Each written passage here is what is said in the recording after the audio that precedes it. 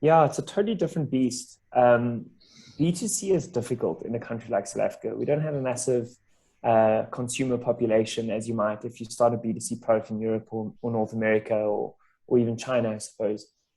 I think in South Africa, B2C is difficult. And the reason it was so difficult for us is everything is your cost per acquisition and your lifetime value. So when we first started SkillUp, we started it because I was personally annoyed with how much commission a tutoring company would earn. Yeah. So I was like, we're gonna halve those commissions and we're gonna build software to automate the processes, and that's what we did. But so our unique selling point was going to customers and saying we are going to be the cheapest solution. Now, what we discovered in education, which is unique to education, but certainly not only to education, is that in education, low cost looks like low quality. It's perceived as low quality, and it's a double-edged sword. So the problem there was what we thought was our unique selling point was not unique at all. And what this resulted in is that we were never able to get that cost per acquisition lifetime value ratio into the kind of numbers we needed.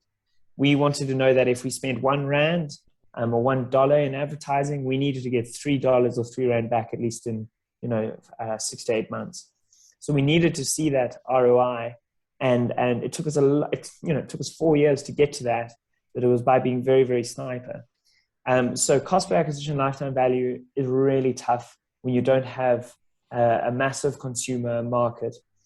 And you can understand why it might be attractive to an acquisition, because if somebody has a massive audience, the cost per acquisition will drop close to zero because they already have that audience.